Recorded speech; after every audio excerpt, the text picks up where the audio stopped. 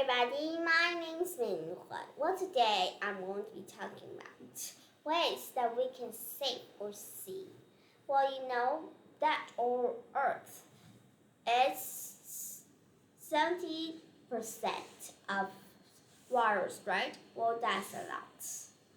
Well, now people are not using water correctly and they're wasting it. Well, we're going to be learning some ways that we can do to save our wonderful, beautiful sea. Okay, well, let's get started and see. Well, let's see the reality of those, right? Well,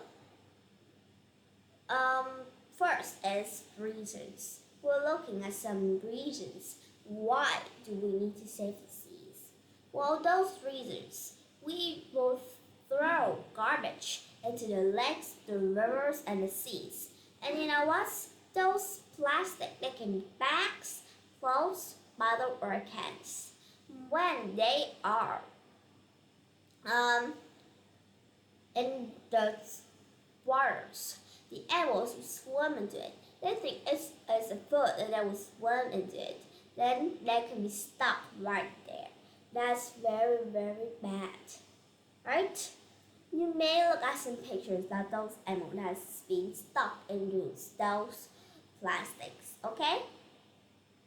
Next, they can make chemical pollutions. This means that those chemicals are from agriculture and from industries. Well, chemical is a kind of like very, very bad fertilizers that doesn't help us. They just makes the water dirtier. Well, this is chemical pollutions. They can be from agricultures, like farms or from farm animals. Those farm animals will also make a chemical pollutions from industries like hospitals and factories, right? There are chemical pollutions. We also have some global warming, like the greenhouse effect or the rising temperatures. Well, the temperatures would rise up because we didn't save the sea. Okay, well, what are some what are some realities, some true facts about those reasonings, right? Well, the fish would ask, yes, I've said before, that those animals would be stuck right into the garbage that we throw out. If they think that's a food, they will eat, right? That's very bad. And the water pollutions. In some place, they doesn't have enough fresh water to drink. They had to go to a very far place to get drinks, waters. Well, waters in their place, first it doesn't have waters, or maybe the water has been polluted. This means that now the water here is water pollutions. That's very bad. Nobody can drink those water pollutions. Okay? Well, we can have lakhs of clean and fresh waters. But that's very, very bad. You know what? Those lakhs of clean and fresh waters are very rare. It's actually now too rare for you to find a lake where there's just clean and fresh waters. Well, there would be life threatening. This means that there will be threat for lives of the animals. Animals needs to be more careful about their sea to live in, right? They need to be more careful to survive in this dangerous place. Okay? What are some of the consequences? Some of the bad effects that happens, okay? Well, the next generations will get bad life. You know what? We are not saving in our generations. Well, our next generations will get bad life because they doesn't have enough water. They can't make their own waters, right? There will be a climate change. If the climate change, then everything will change. It will change from the weather to the temperatures, and then there will be sea level rise and storm floods. There will be floods all over us. And if there's those climate change, people like us cannot